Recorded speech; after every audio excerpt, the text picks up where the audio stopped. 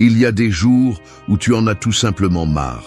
Tu te fatigues de te sentir en pilote automatique comme si quelqu'un d'autre tenait le volant de ta vie. Tu es là, à accomplir, à survivre, à prétendre que tout va bien. Mais à l'intérieur, quelque chose se sent vide, comme si tu manquais de force, de direction, de clarté. Et le pire de tout, tu ne sais même pas par où commencer pour reprendre le contrôle. Et si je te disais que la réponse n'est pas de chercher quelque chose de nouveau, mais de revenir à quelque chose d'ancien? Il y a plus de 2000 ans, des fous ont décidé d'arrêter de se plaindre du monde et de commencer à se maîtriser eux-mêmes. Ils ne parlaient pas d'attirer des choses avec l'esprit, ni de visualiser le succès sur une plage à l'eau turquoise. Ils parlaient d'accepter la réalité, d'agir avec courage et de construire une force intérieure pour ne se prosterner devant rien ni personne. On a appelé cela le stoïcisme, mais ce n'est pas une philosophie à étudier. C'est une façon de vivre à appliquer, parce que le monde ne va pas arrêter de te frapper. Les gens ne vont pas arrêter de te décevoir. Tes émotions ne vont pas disparaître. Ce qui peut changer, c'est ta façon de répondre. Et si tu y arrives, alors tout change. Dans cette vidéo, je vais partager avec toi 9 leçons stoïciennes que tu peux appliquer dans ta vie quotidienne. Ce ne sont pas de jolies phrases ni des théories vides, ce sont des outils réels pour t'aider à vivre avec plus de force, plus de but et plus de paix. Pas une paix qui se cache des problèmes, mais une qui les affronte avec les dents serrées et l'âme ferme. Parce que personne ne va te sauver, personne ne va te donner le manuel. Mais si tu es prêt à regarder en toi, à te défier et à prendre les rênes de ta vie, alors ce qui suit peut te changer pour toujours. 1. Transforme le pourquoi moi en qu'est-ce que cela veut m'apprendre. La plupart des gens, lorsque quelque chose ne va pas, se demandent pourquoi moi. Comme s'ils étaient des victimes de l'univers, comme si la souffrance était une sorte d'injustice personnelle. Mais cette question, bien qu'elle semble inoffensive, est un piège. Elle vous réduit, elle vous enferme dans une mentalité faible, elle vous arrache le pouvoir d'agir, car elle vous place dans une position passive, en attente d'explications ou de solutions externes. Le stoïcisme ne tolère pas cela. Le stoïcisme exige que vous changiez de perspective, que au lieu de demander « pourquoi cela m'arrive-t-il ?», vous commenciez à vous demander « qu'est-ce que cela veut m'apprendre ?» C'est là la différence entre une vie vécue dans le regret et une vie vécue dans la force. Parce que lorsque vous changez la question, vous arrêtez de blâmer le monde et commencez à regarder à l'intérieur. Vous devenez responsable, non pas pour ce qui vous arrive, mais pour ce que vous faites avec. Épictète, l'un des grands référents du stoïcisme, disait « Ce n'est pas ce qui nous arrive qui nous affecte, mais ce que nous pensons de ce qui nous arrive. » Et c'est vrai, parce que tout ce qui vous arrive, le rejet, la perte, la trahison, la chute, peut devenir une excuse pour abandonner ou une opportunité pour vous renforcer. Ce choix est le vôtre. On vous a licencié de votre travail. Allez-vous continuer à répéter que vous ne le méritiez pas ou allez-vous utiliser ce moment pour grandir, vous réinventer et découvrir de quoi vous êtes fait? Quelqu'un vous a déçu. Allez-vous rester coincé dans le ressentiment ou allez-vous apprendre à fixer des limites, à protéger votre énergie et à choisir mieux vos liens? Vous traversez un moment sombre. Allez-vous abandonner ou allez-vous transformer cette obscurité en une étape de transformation profonde? C'est la différence entre une personne qui survit et une personne qui se renforce. Nous vivons dans une société qui idolâtre le confort et fuit tout ce qui fait mal. Mais le stoïcien ne cherche pas une vie confortable, il cherche une vie forte. Et la force ne se construit pas dans le calme, elle se construit au milieu du chaos, dans l'adversité, dans la douleur qui vous pousse à la limite. Et c'est justement là, quand tout semble le plus difficile, que vous devez vous poser la bonne question. Qu'est-ce que cela veut m'apprendre? C'est la question de celui qui ne renonce pas, de celui qui ne se brise pas facilement, de celui qui sait qu'il n'a pas besoin que tout aille bien pour être bien à l'intérieur. Alors, arrêtez de chercher des coupables, arrêtez d'attendre des explications qui ne viendront pas. Le monde n'est pas fait pour vous plaire, mais il est plein de leçons. Et si vous êtes prêt à voir chaque difficulté comme un enseignant, Alors chaque coup sera une opportunité pour devenir plus sage, plus fort et plus conscient. C'est le stoïcisme en action, et c'est ce qui transforme les vies. 2. Ne lutte pas contre le courant, apprends à nager avec lui. Imagine-toi en mer au milieu d'un courant fort. Tu frappes l'eau avec désespoir, tu luttes pour avancer, mais plus tu résistes, plus tu t'épuises, plus tu t'enfonces. Tu te bats contre le courant comme si tu pouvais le contrôler. Mais la mer ne s'arrête pas parce que tu le souhaites. Et c'est ainsi dans la vie. Tu peux dépenser toute ton énergie à te plaindre de la façon dont les choses sont, à souhaiter qu'elles soient différentes, ou tu peux apprendre à te déplacer avec ce que tu as, à t'adapter et à avancer sans te détruire dans le processus. L'une des erreurs les plus courantes que nous commettons est de penser que nous pouvons tout contrôler. Mais le stoïcisme te ramène sur terre. Tu ne peux pas. Il y a des choses qui ne sont tout simplement pas sous ton contrôle. Le temps, l'opinion des autres, les décisions injustes, les pertes, les déceptions. Tout cela arrive, te frappe et ne demande pas la permission. Si tu vis en luttant contre cela, tu finis amer, frustré, faible. Mais si tu apprends à l'accepter, si tu comprends que le courant est là et que tu peux seulement décider comment y répondre, alors tu commences à retrouver ton pouvoir. Les stoïciens parlaient de la mort fati, aimer le destin. Cela semble radical, mais c'est simple. Non seulement accepter ce qui se passe, mais l'utiliser. Ne pas résister au présent, mais l'embrasser et agir à partir de là. Parce que chaque fois que tu luttes contre ce que tu ne peux pas changer, tu perds. Mais chaque fois que tu utilises ce que tu ne peux pas changer comme partie du chemin, tu grandis. La souffrance n'est pas dans ce qui se passe, mais dans la résistance à ce qui se passe. Et plus tôt tu le comprendras, plus libre tu seras. Il ne s'agit pas de résignation, il s'agit d'intelligence, de stratégie. Imagine-le comme un combat. Si tu ne peux pas gagner par la force, tu gagnes par la technique. Il ne s'agit pas de te faire petit, il s'agit de bouger avec précision. D'économiser ton énergie pour ce qui dépend de toi, ton attitude, ton approche, tes actions. Tu ne peux pas contrôler que quelqu'un te trahisse, mais tu peux contrôler comment tu réagis. Tu ne peux pas empêcher les choses de changer, mais tu peux décider si tu t'adaptes ou si tu te brises. Accepter n'est pas se rendre, c'est se préparer à avancer avec clarté. Accepter que les choses ne vont pas toujours se passer comme tu l'avais prévu ne signifie pas arrêter de lutter. Cela signifie arrêter de lutter contre l'inévitable et commencer à lutter pour ce que tu peux transformer. C'est la différence entre celui qui se noie en criant et celui qui flotte en silence, attendant le moment juste pour nager avec force. La vie ne va pas s'adapter à toi. Tu dois t'adapter à la vie. Et pas pour te conformer, mais pour grandir. Pour apprendre à utiliser chaque courant à ton avantage. Parce que pendant que la majorité se plaint des vagues, tu peux apprendre à les lire, à te déplacer avec elles, à aller plus loin sans te détruire en chemin. 3. Ce qui te rend étrange te rend précieux. Un diamant ne ressemble pas à une roche ordinaire. Une épée n'a pas la forme d'une branche. Ce qui est précieux ne se confond jamais avec l'ordinaire. Mais dans la vie, dès notre plus jeune âge, on nous apprend à cacher ce qui nous rend différents, à nous intégrer, à adoucir nos angles pour ne pas déranger, à agir comme les autres, à penser comme les autres, à parler comme les autres. Et dans ce processus, beaucoup de personnes finissent par enterrer ce qu'elles ont de meilleur, leur authenticité.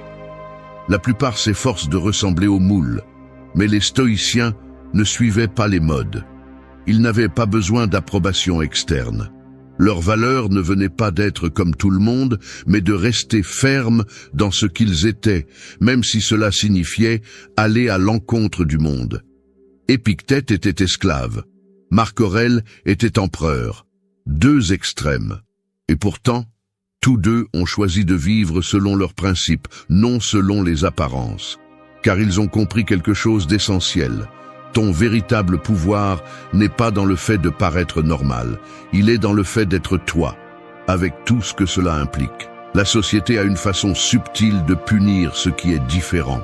Si tu ne penses pas de la même manière, si tu n'agis pas de la même manière, si tu ne t'habilles pas de la même manière, on te pointe du doigt.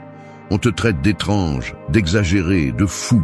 Mais bien souvent, ce qui te fait te sentir isolé est précisément ce qui te rend précieux.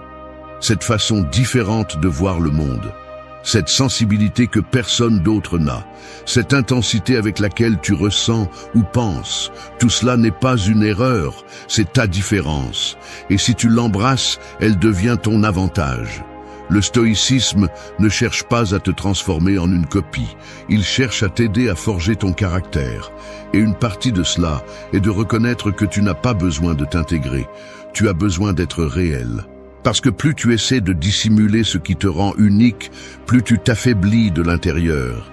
Prétendre est une forme lente de mourir. Et beaucoup de personnes passent leur vie à prétendre être quelque chose qu'elles ne sont pas, juste pour ne pas être rejetées. Mais être accepté pour ce que tu n'es pas est une prison déguisée en approbation. Est-ce que ça te fait mal de ne pas t'intégrer? Parfait, que ça fasse mal. Mais ne change pas pour plaire, change pour grandir. Que ta différence ne soit pas une excuse pour te sentir moins, mais une raison pour devenir plus fort. Développe tes bizarreries, renforce ce qui te rend différent. Transforme cela en ton avantage stratégique.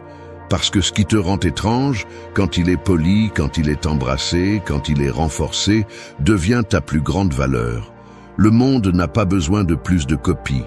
Il n'a pas besoin de plus de gens qui prétendent aller bien alors qu'ils se brisent à l'intérieur. Il a besoin de personnes réelles, avec des convictions, avec une voix, avec une présence. Des personnes qui, même si elles ne rentrent pas dans le moule, le brisent et créent le leur. C'est ce que faisaient les stoïciens. Ils ne s'adaptaient pas au bruit. Ils restaient fermes sur leur chemin, même s'ils étaient peu nombreux, même s'ils étaient pointés du doigt, même s'ils étaient incompris. Et tu peux faire la même chose. Parce que ce qui te rend étrange te rend fort, et ce qui te rend fort te rend libre. 4. Fais de ta douleur une forge. Le feu peut détruire ou peut transformer. La même chaleur qui consume une feuille peut aussi modeler l'acier. La différence ne réside pas dans le feu, mais dans ce que tu y mets. Il en va de même pour la douleur. Elle peut te briser, te vider, te réduire en cendres. Ou elle peut te durcir, t'affiner, te transformer en une version plus solide de toi-même. La douleur, en soi, ne te rend pas plus sage, ni plus fort. Ce qui détermine ton destin, c'est la façon dont tu l'affrontes. Le stoïcisme ne sucre pas la souffrance. Il ne te dit pas de sourire pendant que tout brûle. Il te dit de regarder la douleur en face, de ne pas fuir, de ne pas la déguiser et de l'utiliser comme un outil pour grandir. Marc Aurèle, au milieu des guerres, des maladies et des trahisons, ne demandait pas que le monde soit plus facile. Il demandait la force intérieure pour continuer à avancer. Parce qu'il comprenait qu'il ne pouvait pas contrôler les circonstances, mais qu'il pouvait contrôler qui il devenait au milieu d'elles. Ta douleur peut prendre de nombreuses formes. Une perte, une trahison, un échec, une période de vide profond. Et oui, ça fait mal. Mais le problème n'est pas la douleur, c'est ce que tu en fais. Certains l'utilisent comme une excuse pour ne plus essayer, pour se fermer, pour haïr le monde. Et d'autres la voient comme une opportunité de se reconstruire avec plus de clarté, plus de conviction, plus de caractère. C'est la différence entre la personne qui s'éteint et celle qui s'allume. La forge n'est pas un lieu confortable. C'est un processus de pression, de coups, de chaleur intense.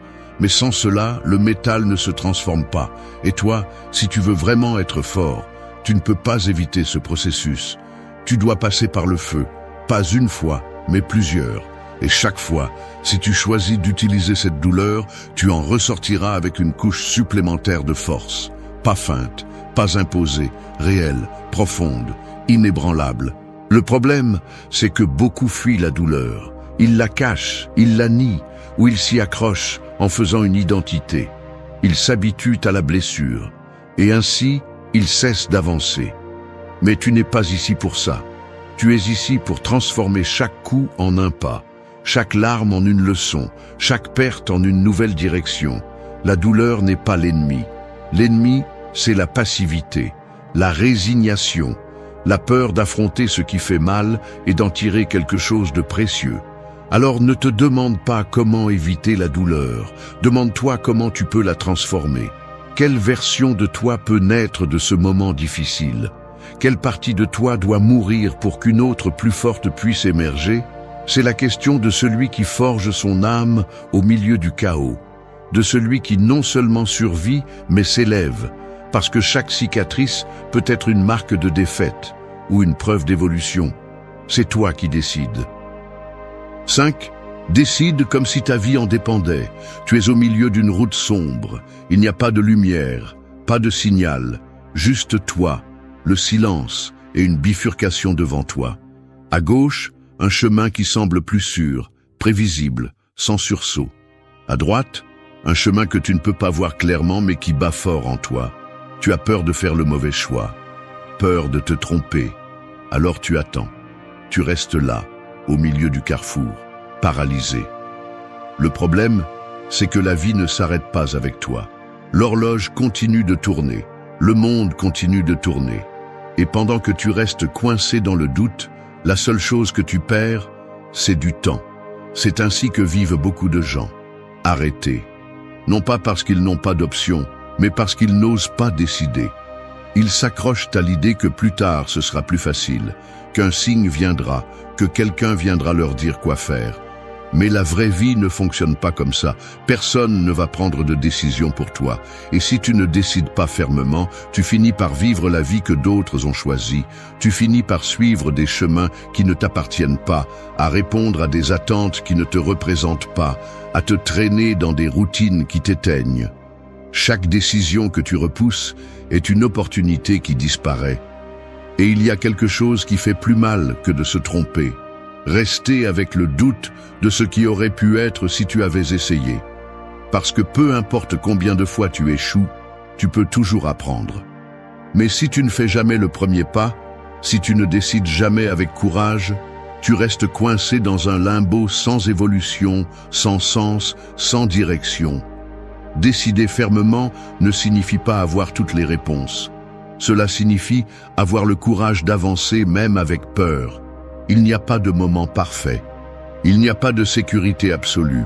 Attendre que tout soit sous contrôle pour agir est l'excuse parfaite pour ne jamais bouger. Les personnes fortes prennent des décisions en sachant que cela peut faire mal, que cela peut mal tourner, mais que rester immobile fait plus mal. Et il ne s'agit pas seulement de choisir. Il s'agit de soutenir ce que tu choisis. Parce que n'importe qui peut décider quelque chose quand il est motivé, quand tout semble facile. Mais la vraie décision se montre quand les obstacles arrivent, quand l'émotion disparaît, quand il faut agir sans envie. C'est là que l'on voit si tu as vraiment pris une décision ou si tu as simplement lancé un souhait dans l'air.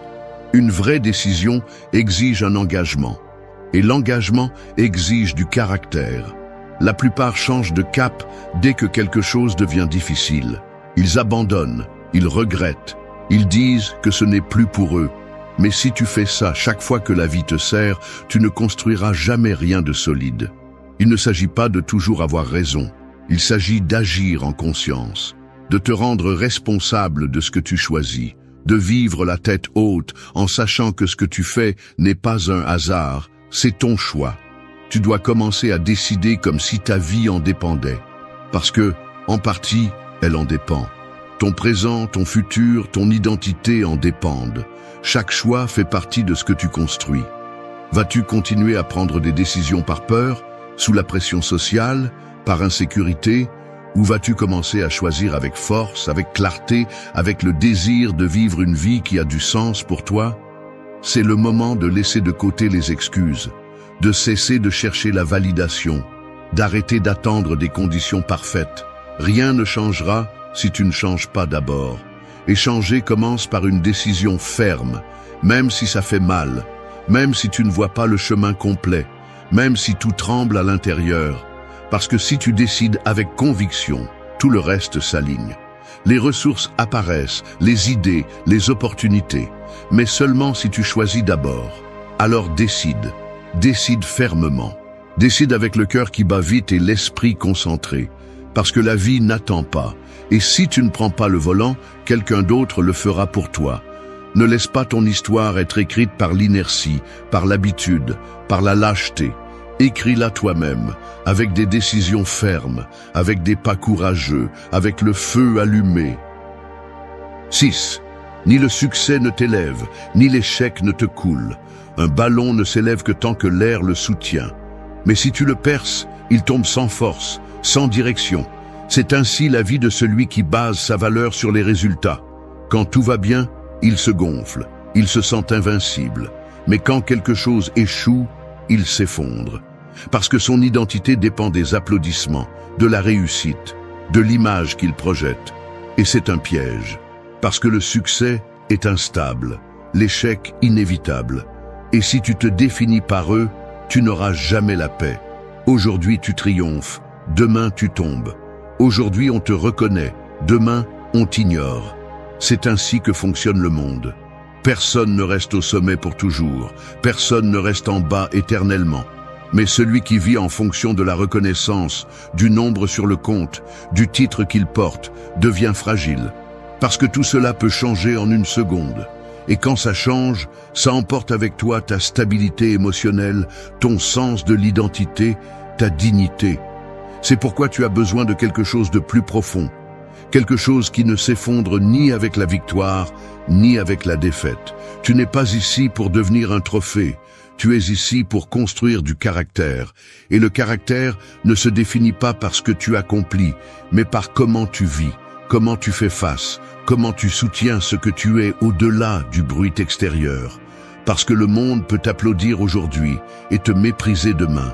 Mais si tu sais qui tu es, ni le succès ne t'élève, ni l'échec ne te coule. La clé est de ne laisser ni l'un ni l'autre te voler ton équilibre.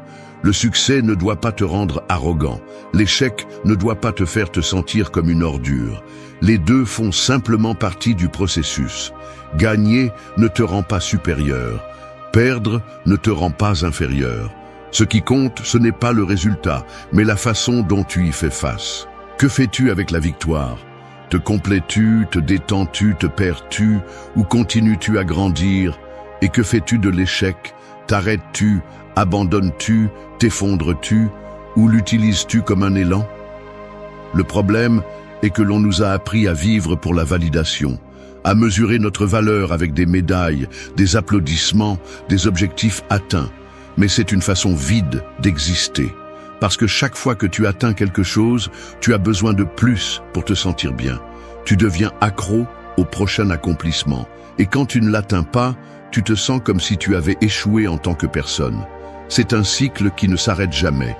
Une prison déguisée en succès. Il ne s'agit pas de ne pas aspirer à plus. Il s'agit de ne pas dépendre de cela pour te sentir précieux. Parce que si ton estime de toi monte et descend avec chaque résultat, tu donnes ta stabilité au monde extérieur. Et c'est dangereux, parce que le monde ne va pas toujours te donner ce que tu attends. Parfois, tu vas travailler dur et les choses ne vont pas se passer comme prévu. Parfois, tu vas mettre ton âme dans quelque chose et ça va mal se terminer. Cela signifie-t-il que tu ne vaux rien, que tu devrais abandonner? Non. Cela signifie que le jeu continue, que tu continues, que ta valeur n'est pas touchée. C'est pourquoi, quand tu gagnes, remercie, mais ne te gonfle pas. Et quand tu perds, apprends, mais ne te brise pas. Reste ferme, reste centré. Ne laisse pas l'ego te monter trop haut, ni la peur te couler. La véritable force réside dans la stabilité, dans la capacité d'avancer, que le monde t'applaudisse ou te tourne le dos. Et oui, on te critiquera quand tu échoueras, on te regardera avec envie quand tu réussiras. Mais cela n'a pas d'importance.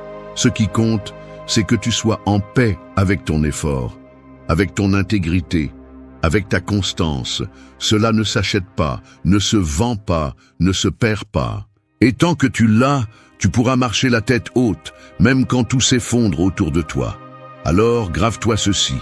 Ni le succès ne t'élève, ni l'échec ne te coule. Ce qui te soutient, c'est ton caractère. Et si cela est solide, le reste vient et va. Mais toi, tu continues. 7. Ton corps est ton temple de bataille. Ton corps est le seul endroit où tu vas vivre toute ta vie. Peu importe si tu réussis, si tu aimes, si tu rêves, si tu construis un empire, si ton corps tombe, tout le reste s'effondre avec lui. Mais le plus triste, c'est que beaucoup de gens ne le comprennent pas avant qu'il ne soit trop tard. Ils le traitent comme s'il était jetable. Ils le punissent avec des excès.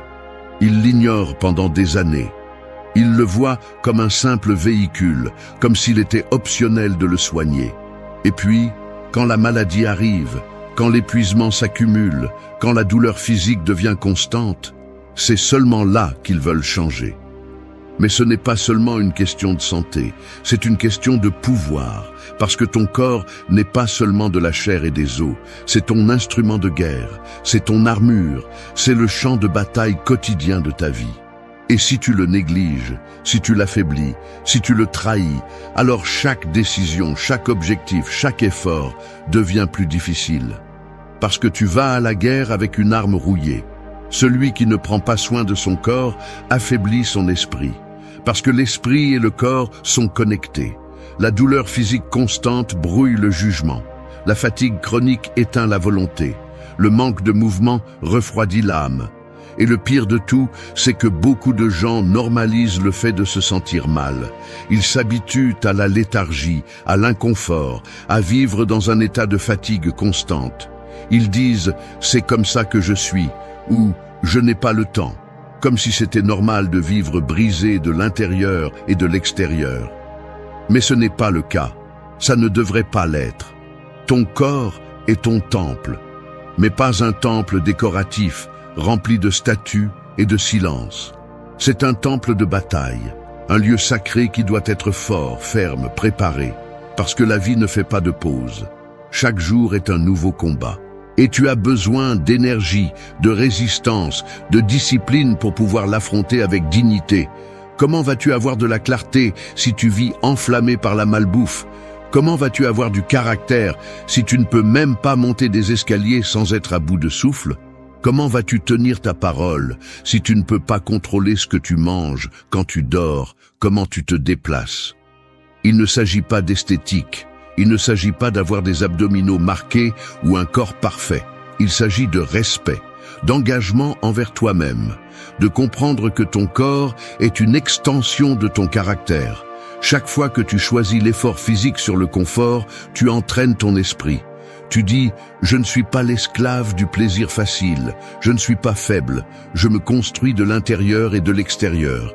Et il n'est pas nécessaire d'avoir une salle de sport de luxe.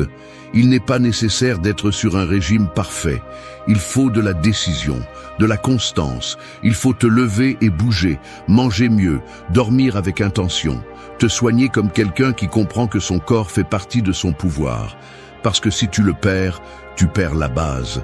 Et tout le reste vacille. Regarde autour de toi, la plupart des gens vivent épuisés, stressés, sédentaires, sans énergie pour rien. Mais cela ne doit pas être ton chemin. Tu peux choisir un autre niveau. Tu peux être de ceux qui comprennent que chaque flexion, chaque repas propre, chaque nuit bien dormie ne sont pas des actes superficiels. Ce sont des entraînements pour la vraie guerre, la vie. Et plus ton corps est fort, plus ton jugement est clair, plus ta volonté est ferme, plus ton esprit est résistant. Alors, prends soin de ton corps. Fais-le pour toi, pas pour l'approbation. Pas pour l'image, par respect, par stratégie, parce que tu en as besoin entier, fort, actif, pas pour le montrer mais pour soutenir tout ce que tu veux construire. Le corps n'est pas un ornement, c'est la base. Et celui qui le comprend gagne un avantage dans tout le reste. 8. Ne sous-estime personne. Certaines personnes font l'erreur de regarder les autres de haut. Elles se croient plus intelligentes, plus fortes, mieux préparées, simplement parce que quelqu'un ne répond pas à leurs attentes superficielles. Elles jugent sur les apparences, la façon de parler, les vêtements, le silence, le regard tranquille. Mais ce qui compte vraiment n'est jamais visible. La vraie force ne crie pas toujours, elle ne s'exhibe pas toujours. Parfois, elle se cache dans le calme de quelqu'un qui a vécu plus qu'il ne le dit et qui s'est relevé plus de fois qu'il n'est tombé. Il y a des gens qui marchent avec des cicatrices invisibles, avec des douleurs qu'ils n'ont jamais exprimées à voix haute, avec des batailles qu'ils ont menées seuls. Ils ne se vantent pas, ils ne demandent pas de reconnaissance, mais ils restent debout. Et cela, dans ce monde, est un exploit.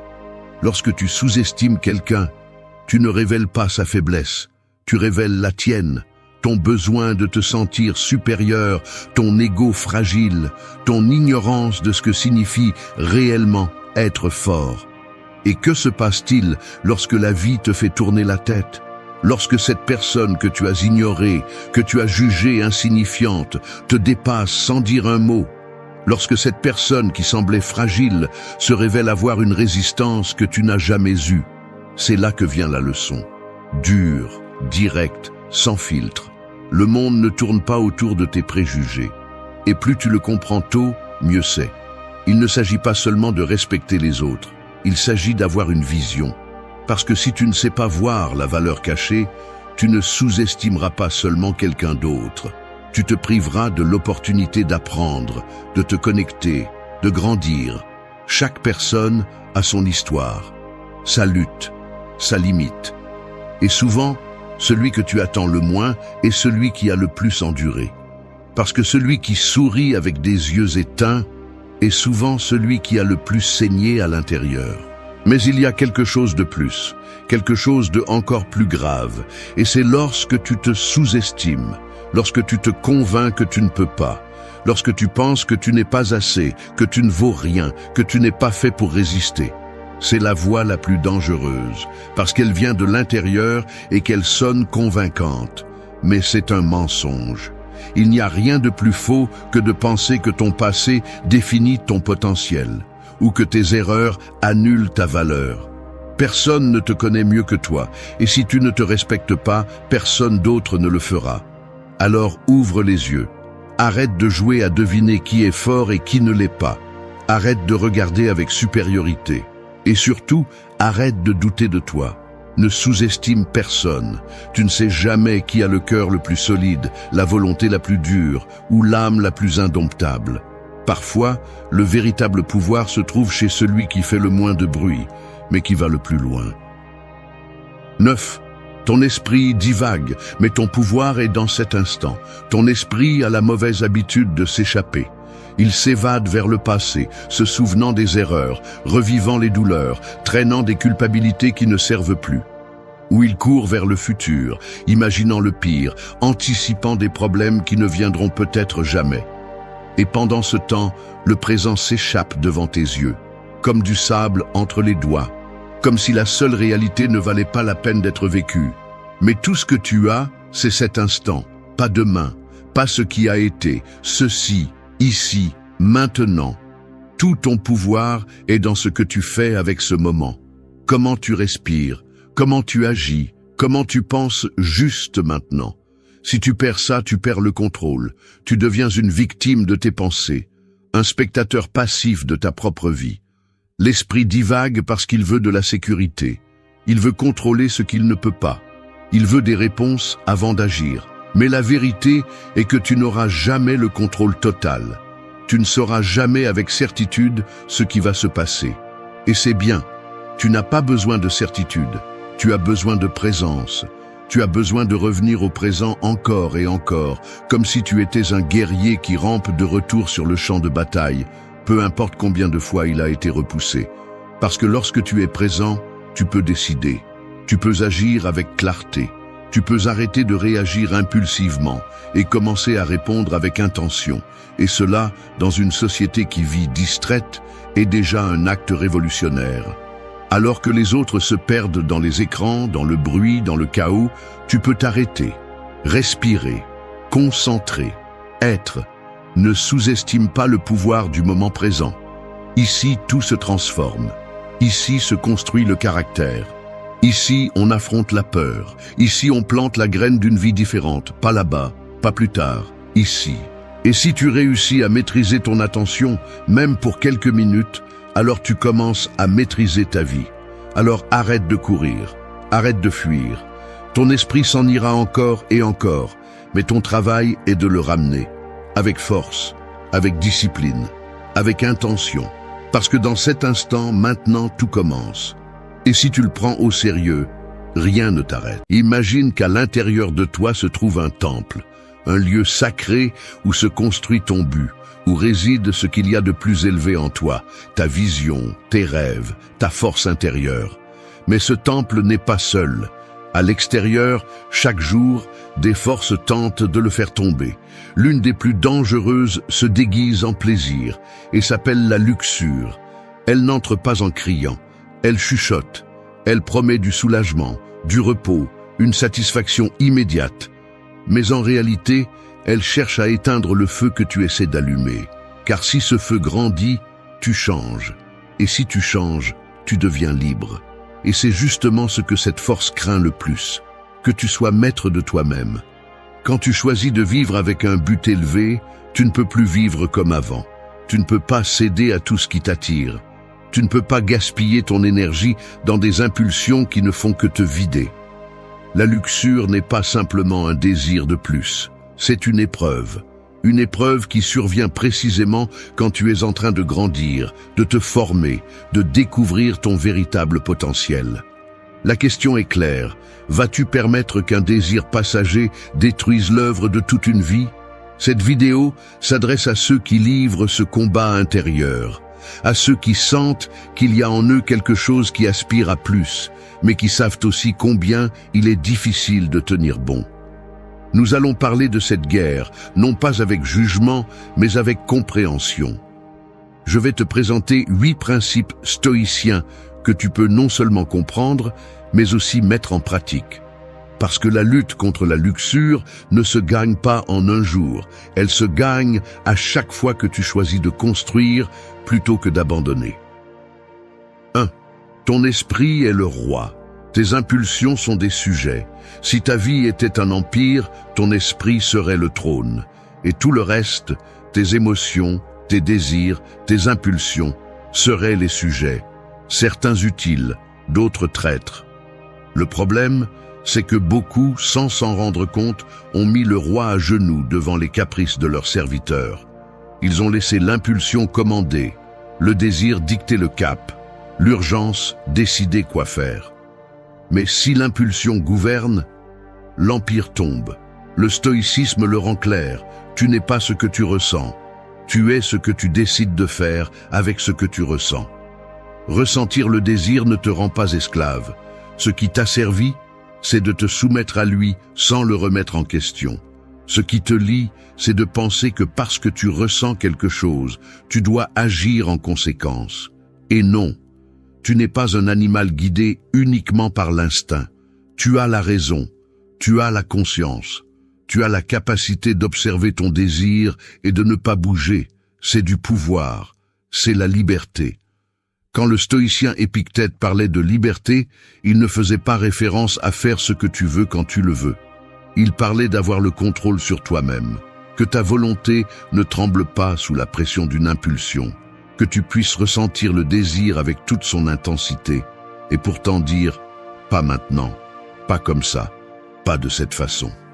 La luxure n'est pas l'ennemi. Le véritable ennemi est le désordre interne que tu permets lorsque tu ne donnes pas à ton esprit la place qui lui revient. La luxure, dans sa forme la plus brute, n'est que de l'énergie mal dirigée. C'est un feu qui ne construit pas mais qui brûle.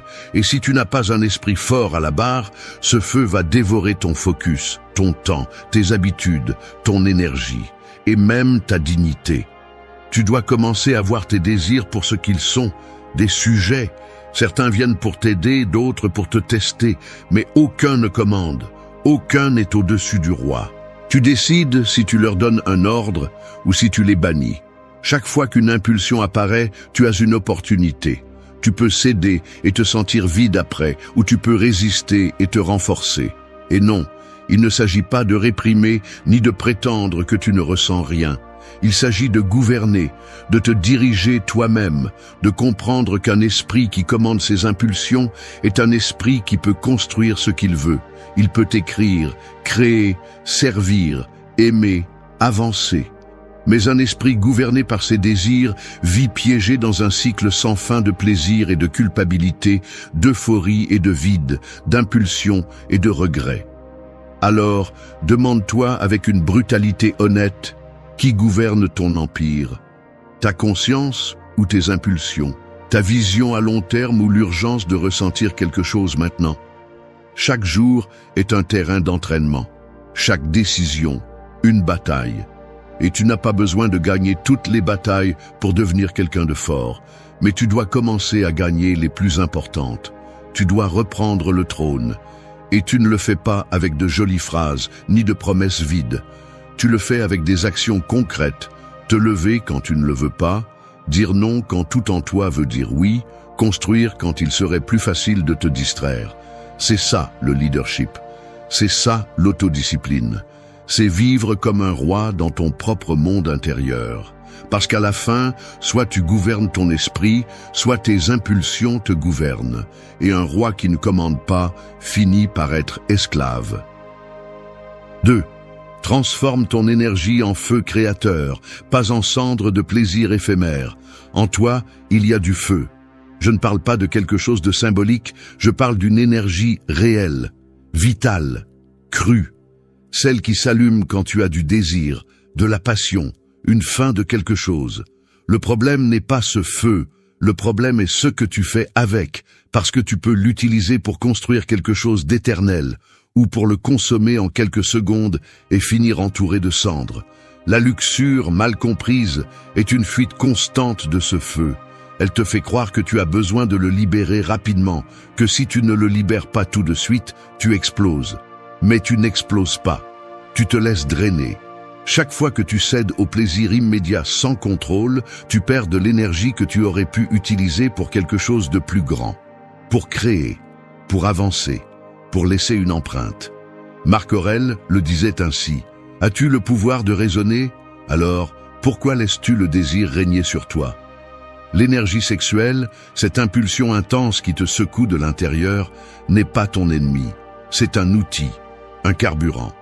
Mais si tu ne sais pas comment la gérer, si tu n'apprends pas à la canaliser, elle devient une chaîne, un cycle de recherche vide qui ne comble jamais, comme verser de l'essence dans un trou. La clé est de changer de direction. Ne pas éteindre le feu, mais le rediriger. Tu ressens du désir?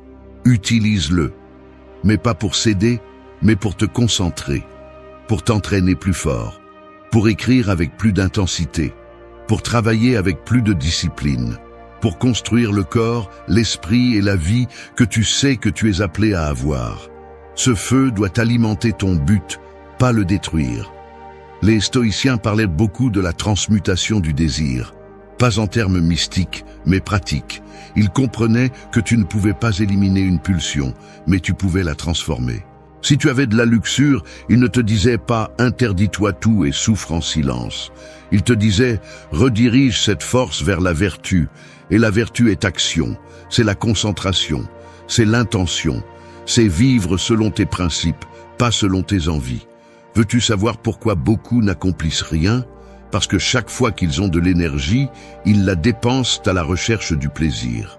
Et le plaisir facile ne laisse rien. Il te soulage un moment, oui, mais ensuite il te laisse vide. Il te distrait du chemin.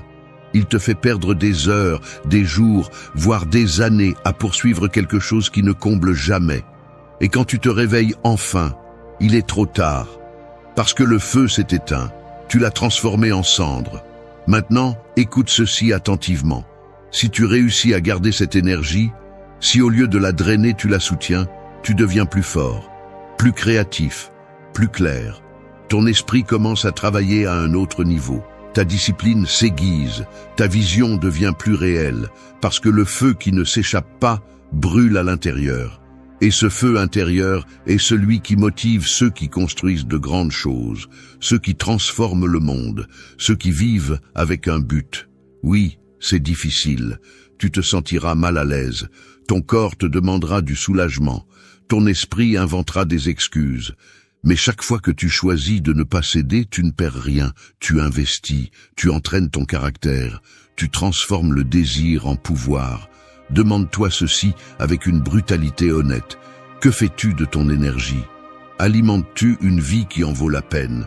Ou gaspilles-tu ton feu dans des plaisirs qui ne laissent aucune trace? Si tu veux créer quelque chose de réel, une œuvre, une entreprise, une famille, une mission, tu as besoin d'énergie. Et cette énergie ne vient pas de motivation vide. Elle vient du feu que tu décides de ne pas gaspiller. Elle vient du désir que tu choisis de transformer. Elle vient de te dire à toi-même, « Mon but est plus grand que mon impulsion ». Parce qu'à la fin de la journée, nous ressentons tous la même chose. La différence réside dans ce que nous faisons avec. Certains transforment le feu en fumée et disparaissent. D'autres le transforment en lumière et marquent le chemin. 3. La discipline est ton bouclier et ton épée. Quand tu fais face à tes impulsions, il ne suffit pas d'avoir de bonnes intentions. Il ne suffit pas de vouloir changer. Le désir ne s'arrête pas parce que tu as des rêves. L'impulsion ne s'éteint pas simplement parce que tu comprends qu'elle te fait du mal. Pour résister, pour avancer, pour construire quelque chose de grand, tu as besoin d'un outil concret, pratique, aiguisé. Et cet outil s'appelle la discipline. La discipline est le bouclier qui te protège de l'attaque quotidienne du désir. C'est la barrière entre toi et tes impulsions. Mais c'est aussi ton épée, l'outil avec lequel tu coupes la paresse, l'autosabotage, le besoin constant de gratification. C'est ce qui te permet de passer de dire que tu veux quelque chose, à le prouver par des actes. Les stoïciens ne parlaient pas de discipline comme si c'était une punition.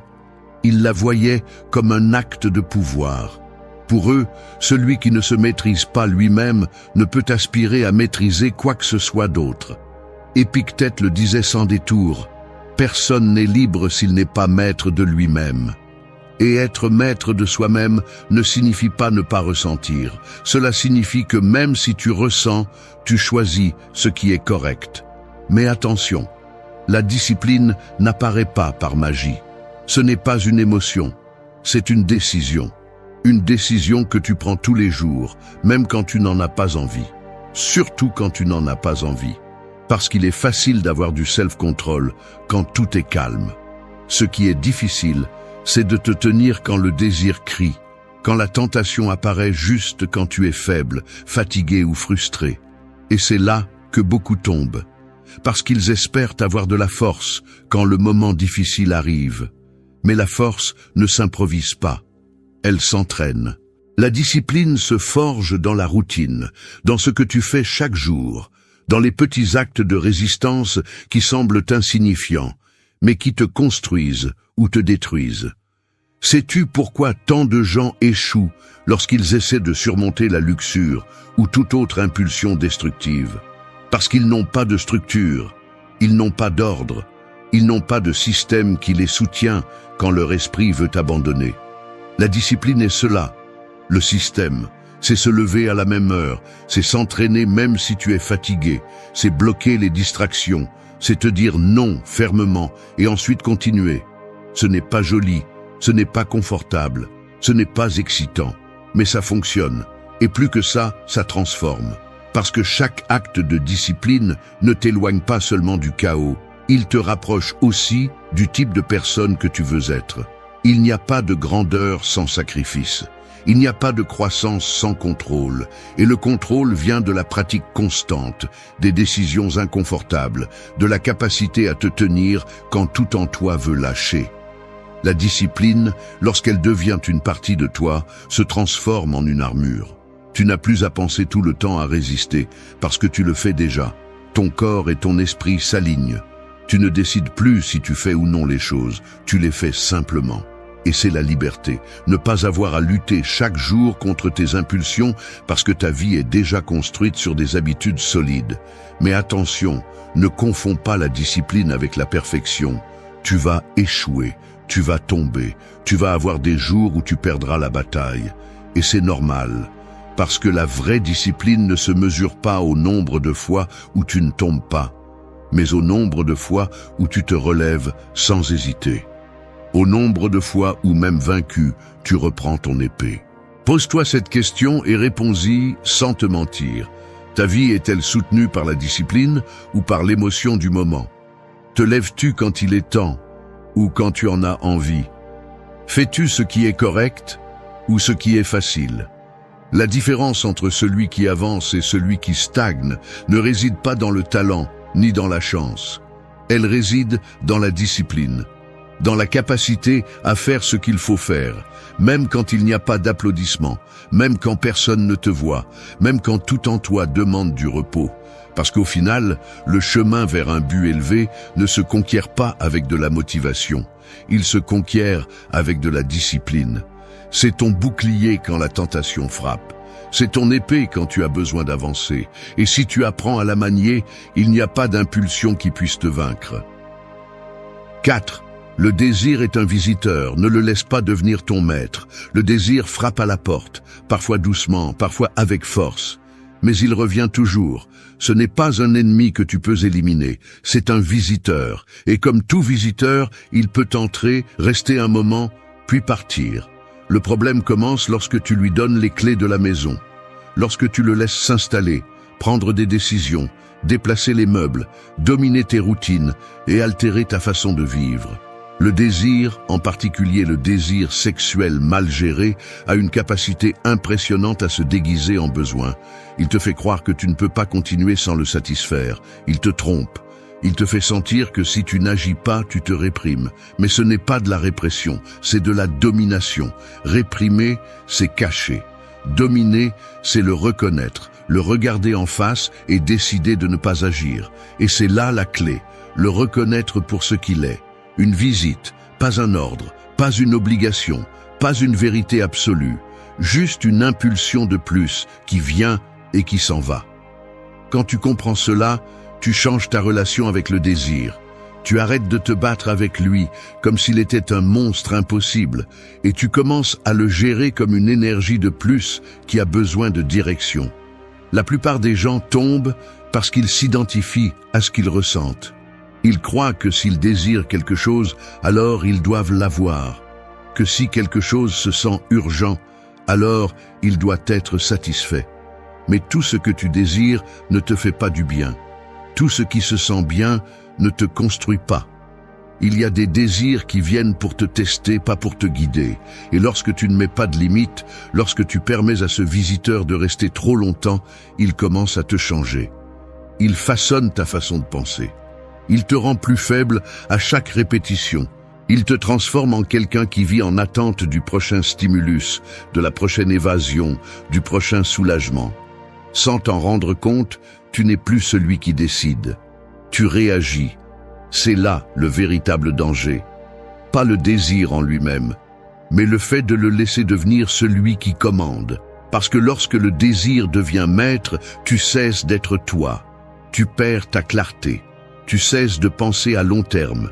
Tu cesses de construire. Tu commences à tourner en rond, à poursuivre le plaisir comme si ta vie en dépendait. Et quand tu l'obtiens, il part vite, comme il est venu, et tu restes le même, ou pire. C'est pourquoi il est si important d'apprendre à observer sans agir, à ressentir sans bouger, à laisser l'impulsion venir et partir sans la transformer en un commandement. Cela ne te rend pas faible, cela te rend libre. Parce que celui qui a besoin d'agir chaque fois qu'il ressent quelque chose n'est pas libre. Il est prisonnier de ses impulsions. Mais celui qui peut ressentir le désir, l'accepter et le laisser partir, a un pouvoir que peu de gens connaissent. Et oui, cela s'entraîne. On n'y arrive pas en un jour. Chaque fois que tu ressens cette impulsion et que tu ne cèdes pas, tu reprends le contrôle. Tu rappelles à ton esprit qui commande. Tu apprends à ton corps que tu ne vis pas par ce que tu ressens, mais par ce que tu choisis. Et chaque petite victoire compte, chaque résistance renforce. Mais il y a autre chose. Lorsque le désir ne te contrôle pas, tu deviens plus clair, plus concentré. Tu commences à voir les choses avec une autre perspective. Tu n'es pas dispersé, tu ne cherches pas d'échappatoire, tu es présent. Et de là, tu peux créer, décider, aimer vraiment. Parce que tu n'utilises plus les personnes ou les expériences comme un moyen d'apaiser ton anxiété. Tu n'as plus besoin de combler des vides, tu choisis en toute conscience. Alors grave-toi ceci, le désir n'est pas un problème si tu sais qui tu es. Le problème, c'est d'oublier que tu es le maître de la maison. que tu décides qui entre, combien de temps il reste et quelle place il occupe. Si tu laisses le désir devenir ton maître, tu perdras peu à peu le contrôle de ta vie. Mais si tu le vois pour ce qu'il est, un visiteur, alors tu peux garder le pouvoir. Et le pouvoir dans ce chemin n'est pas de dominer les autres, c'est de te dominer toi-même. C'est de ne pas craindre le désir, mais de ne pas lui obéir non plus. C'est d'avoir la force de dire « Oui, je le ressens, mais je n'en ai pas besoin ». 5. Sois l'architecte de ton destin, pas l'esclave de tes impulsions. Ta vie n'est pas un accident. Ce n'est pas un hasard, ni quelque chose qui t'arrive simplement. Ta vie est une construction. Chaque décision que tu prends est une brique. Chaque habitude, une structure. Chaque fois que tu choisis d'agir ou de ne pas agir, tu dessines l'endroit où tu vivras demain. La question est, qui construit, toi ou tes impulsions?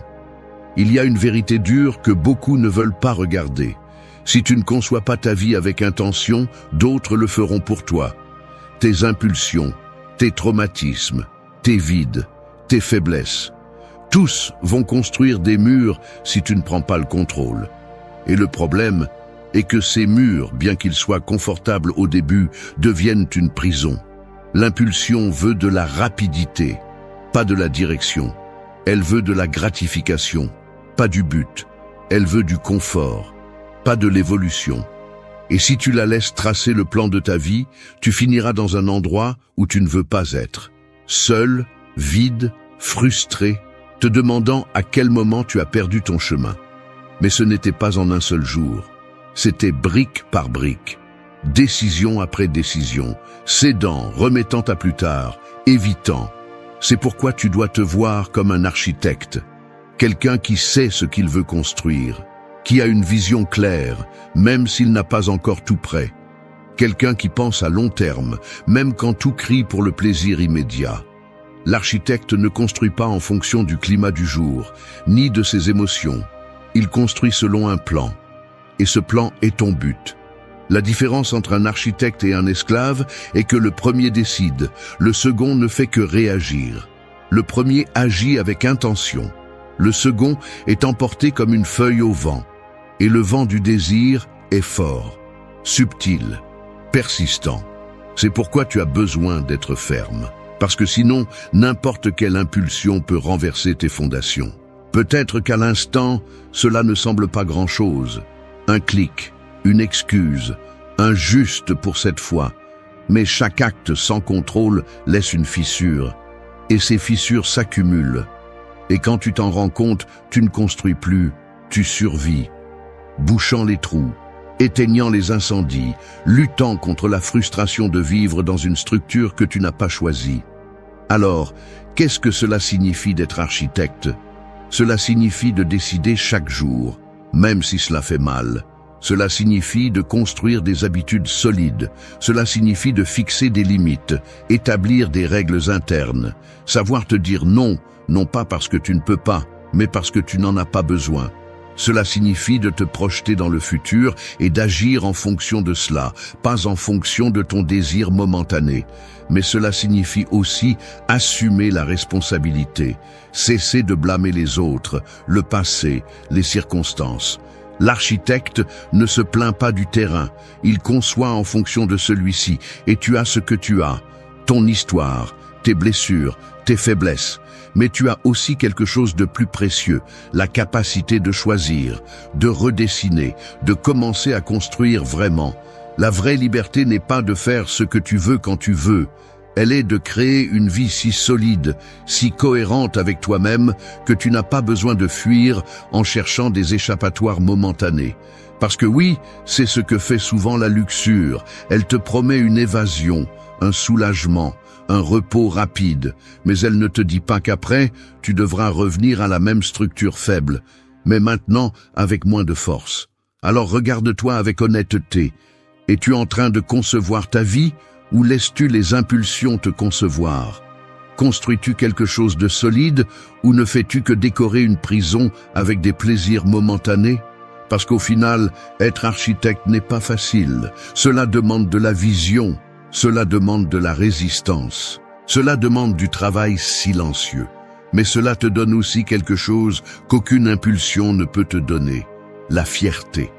La fierté de savoir que tu forges quelque chose de réel, que tu n'es pas à la merci de ce que tu ressens, mais que tu choisis qui tu veux être et que tu le construis pas à pas. Tu décides, deviens-tu l'architecte de ton destin ou restes-tu l'esclave de ceux qui ne cherchent qu'à te distraire? 6. Ne nourris pas ton ennemi. Il ne faut pas une grande bataille pour tomber. Parfois, une petite concession suffit, une excuse, un juste un peu.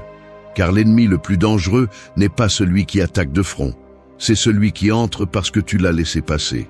Le plus sombre n'arrive pas toujours avec violence. Parfois, il arrive avec séduction, avec des déguisements. Et si tu n'es pas attentif, tu finis par le nourrir avec tes propres actes. Cet ennemi se renforce à chaque clic inutile, à chaque minute gaspillée, à chaque fois que tu choisis le plaisir immédiat plutôt que la construction à long terme. Chacun de ces actes est une cuillerée de nourriture que tu lui donnes. Et plus tu le nourris, plus il devient fort, plus exigeant, plus présent, jusqu'à ce qu'il te domine. La luxure ne s'empare pas de toi d'un coup. Elle s'infiltre petit à petit. Elle s'installe lorsque tu baisses la garde. Quand tu penses que ce n'est pas si grave. Quand tu penses que tu peux la contrôler plus tard. Mais l'impulsion n'attend pas. Si tu lui donnes du terrain aujourd'hui, demain, elle en voudra plus. Car c'est ce que fait le désir mal canalisé. Il consomme. Il veut tout. Ton énergie, ton attention, ta paix. Tu dois commencer à être brutalement honnête avec toi-même. Arrêter de penser que tu peux flirter avec tes faiblesses sans payer un prix. Car il y en a un. Ce qui semble inoffensif aujourd'hui devient une habitude demain. Et les habitudes, une fois installées, ne disparaissent pas facilement. Elles te façonnent, te changent, te font croire que tu es quelqu'un de faible, alors qu'en réalité, tu ne fais qu'alimenter la mauvaise partie de toi. La solution n'est pas magique, elle est pratique. C'est de couper la nourriture, c'est de cesser de lui donner de l'espace, c'est de prendre de petites décisions qui affaiblissent l'ennemi plutôt que de le renforcer. Sais-tu ce qui nourrit l'impulsion? L'exposition, la disponibilité constante, le désordre. Si tu veux commencer à gagner cette bataille, tu dois fermer les portes, couper les accès, nettoyer ton environnement, protéger ton esprit. Il ne s'agit pas de vivre dans la paranoïa, il s'agit de vivre avec intention, d'arrêter de sucrer le poison. Car c'est ce que nous faisons souvent, nous justifions ce que nous savons qui nous détruit. Ce n'est rien, c'est juste un moment. Je me mettrai au sérieux plus tard. Je le mérite aujourd'hui. Et ainsi, nous nourrissons ce qui nous écrasera demain. L'ennemi s'affaiblit à chaque décision consciente. Chaque fois que tu choisis de ne pas céder, tu le rends plus petit. Chaque fois que tu choisis de te concentrer, tu l'éloignes. Mais il ne suffit pas de résister de temps en temps. Il faut construire une vie qui n'en a pas besoin. Car lorsque ta journée est pleine de sens, lorsque tu as une direction, tu n'as pas besoin de t'échapper. Le désir perd de sa puissance lorsqu'il y a un but. Et si un jour tu tombes, si tu glisses, si tu le nourris à nouveau sans le vouloir, ne reste pas au sol. Ne te punis pas éternellement. Apprends, observe et relève-toi avec plus de conscience. L'important n'est pas de ne pas tomber, c'est de ne pas rester là, car chaque fois que tu te relèves avec plus de clarté, l'ennemi perd quelque chose qu'il ne peut pas récupérer, ton respect. Souviens-toi toujours de ceci. Ce que tu nourris grandit, ce que tu ignores meurt, et c'est toi qui choisis à quel côté tu donnes de la force. La luxure n'a pas besoin que tu la cherches activement. Il suffit que tu ne mettes pas de limites. Il suffit que tu ne prennes pas le contrôle.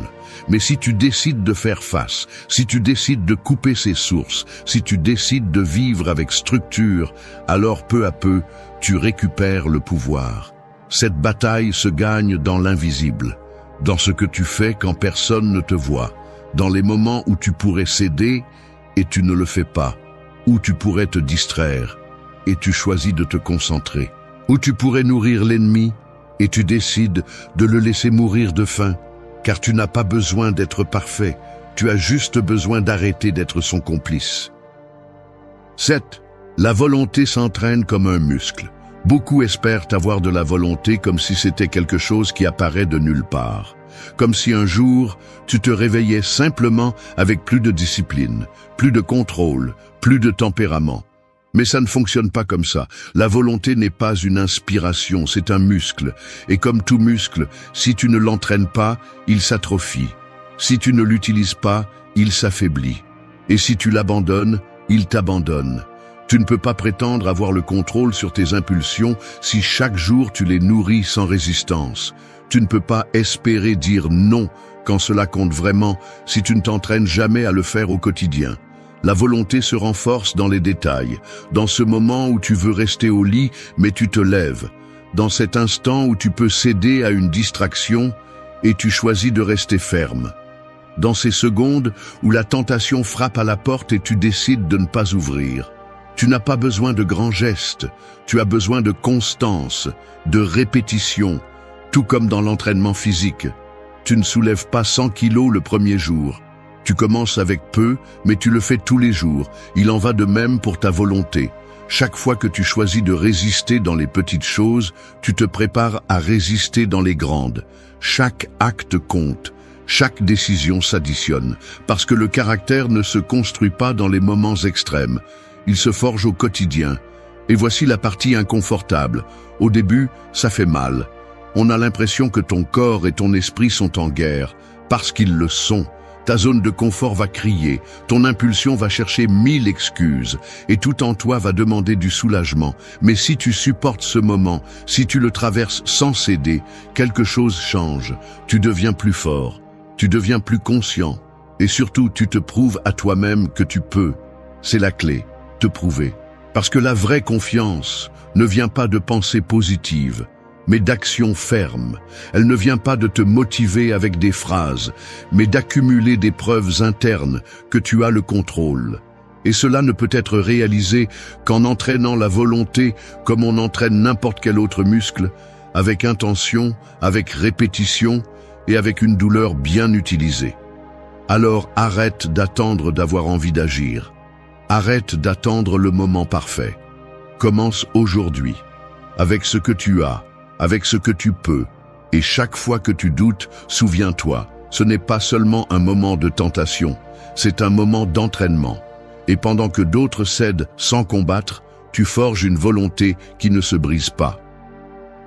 8. Sans sacrifice, il n'y a pas de grandeur.